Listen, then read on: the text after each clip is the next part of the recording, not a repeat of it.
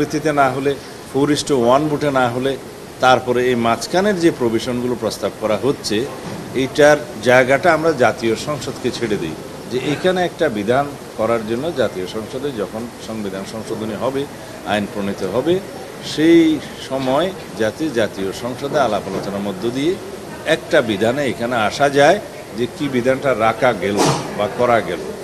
সেটা আমাদের প্রস্তাব, সেটা এখনও ফ্লোরে আছে আলোচনায়। যদি সেই বিধানেও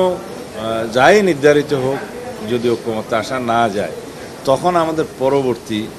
আমাদের প্রস্তাব হলো, যেটা সবাই জানেন, আপনারাও জানেন, আগেও সেটা আলোচিত হয়েছে, যে তখন ত্রয়োদশ সংশোধনীতে আমরা ফিরে যাব,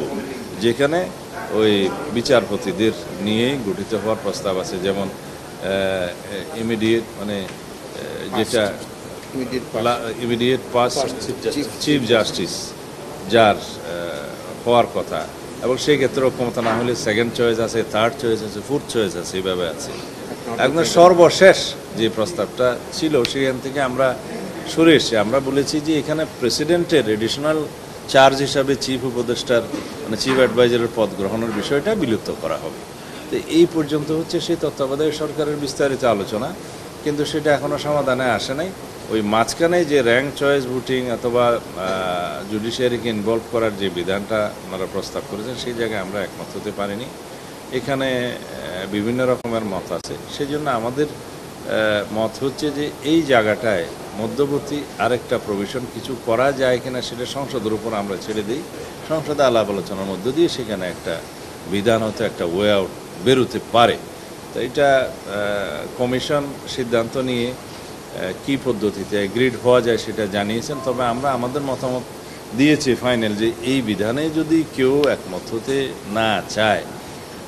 যেমন আমরা একমত হতে চাইনি আর কি সেই বিধানটায়, যে র্যাঙ্ক চয়েস সমস্ত ভোটাভুটির ক্ষেত্রে, সেই বিষয়টা আমরা নোট অফ ডিসেন্ট দিয়ে এই পুরা প্রক্রিয়ায় ঐক্যমতে আসতে পারি, সেই বিষয়টা আমরা বলে রেখেছি। কারণ আমরা ঐক্যমতে আসতে চাচ্ছি, আমরা চাই এই জুলাই জাতীয় সনদটা খুব শীঘ্র প্রণীত হোক, জুলাই মাসের মধ্যে প্রণীত হোক, পারলে আগামীকালকের মধ্যেই হোক, 31 তারিখের ভিতরে সই হোক, আমরা এই বিষয়ে আন্তরিক। তবে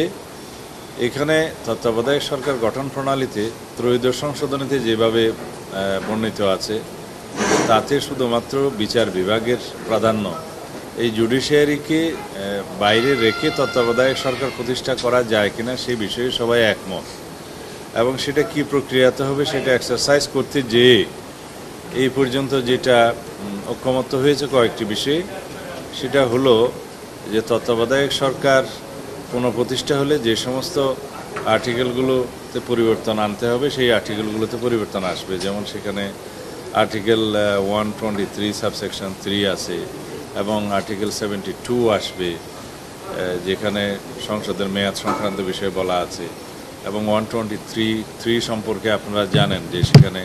একই সাথে 600 এমপিদের একটা বহাল থাকার ব্যবস্থা কিছু সময়ের জন্য ছিল, সেটা বিভ্রান্তিকর, সেগুলোতে পরিবর্তন আসবে। এবং আরও একটা আর্টিকেল বহাল রাখতে হবে যে এই তত্ত্বাবধায়ক সরকার ব্যবস্থা যখন প্রবর্তিত হবে তখন এই আর্টিকেল 55 এবং 58-এর একটা বিধান আছে, যেটা এরকম যে তত্ত্বাবধায়ক সরকার